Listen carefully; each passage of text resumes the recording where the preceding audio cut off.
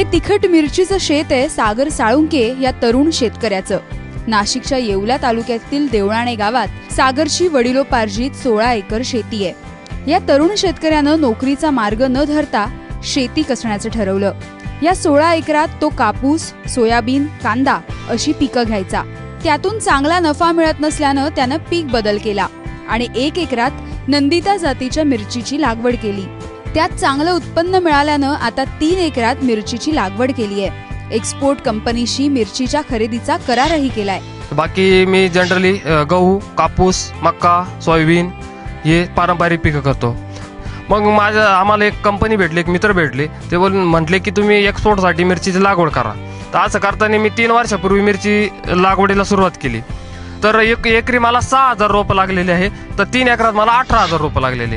3 वर्षांआधी त्यांनी ही मिरचीची लागवड सुरू केली। लागवडीसाठी 5 फूट अंतरावर सरी पाडल्या, त्यावर मल्चिंग पेपर आणि ठिबक अंथरलं। 2 रोपांमध्ये 2.5 फुटांचं अंतर ठेवलं। लागवडीच्या वेळी निंबोळी पेंड, मासोळी पेंड आणि सूक्ष्म अन्नद्रव्यांच्या खतांचा बेसल डोस दिला। यंदा ऑगस्ट महिन्यात ही लागवड केली आहे। सागर साळुंकेचे हे शेत पाहून गावातील आणखी काही शेतकऱ्यांनी मिरचीची लागवड केली। या शेतकऱ्यांचा एक ग्रुप देखील आहे। नंतर आधी आम्हाला मल्चिंग माहित नव्हतं, ड्रिप माहित नव्हतं, या पारंपरिक गोष्टी आम्ही पहिले करत होतो। मग मी मल्चिंग केलं, ड्रिप केलं, मग एक्सपोर्ट क्वालिटी मिरचीची लागवड केली। बेसलला आपण सुपर, MOP, त्याच्यानंतर मायक्रोन्यूटन आणि शेणखत, त्याच्यानंतर बेनसल्फ, मासुळी खत आणि निंबोळी पेंट याचा वापर केलेला आहे। म्हणजे 3 वर्षापासून आमचा एक शेतकऱ्यांचा ग्रुप आहे।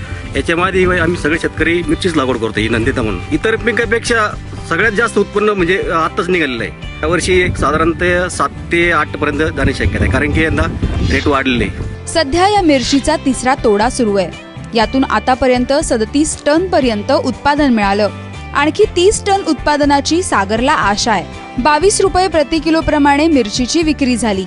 आतापर्यंत 8,14,000चं उत्पन्न मिळालं। खर्च वजा जाता 12 लाख रुपयांच्या निव्वळ नफ्याची त्याला अपेक्षा आहे। याच्यासाठी रोपांसाठी मला एक 18,000 रुपये लागले। ही रोपं माझी स्वतःची नर्सरी असल्यामुळे मी रोपं स्वतःच तयार करतो। फर्टिगेशन म्हणजे वॉटर सोल्युबल खतं मिळून माझं 1 लाख रुपये खर्च एका एकरात झालेला आहे। आतापर्यंत आपला एक 35 ते 37 टन माल गेलेला आहे आणि तोडा पण चालू आहे। आणि मला एक 7.5-8 लाख रुपयाच्या आसपास पैसे झालेले आहे आणि त्याचा माझा खर्च 6 लाख रुपये झालेला आहे, पण अजून तोडा चालू आहे। सगळा खर्च वाजा जाता मला एकूण 10 ते 12 लाख रुपये उत्पन्नाची अपेक्षा आहे। शेती व्यवसायाला अपग्रेड करण्यासाठी त्यात तरुणांचा जास्तीत जास्त सहभाग असणं गरजेचं आहे। लागवडीचं सुधारित व्यवस्थापन, निर्यातक्षम उत्पादन आणि विक्रीचं व्यवस्थापन याकडे लक्ष देणंही गरजेचं झालंय। सागर साळुंकेनं याचं चोख व्यवस्थापन करत लाखोंचा नफा कमावलाय। अजय सोनावणेसह ब्युरो रिपोर्ट, ABP माझा, नाशिक।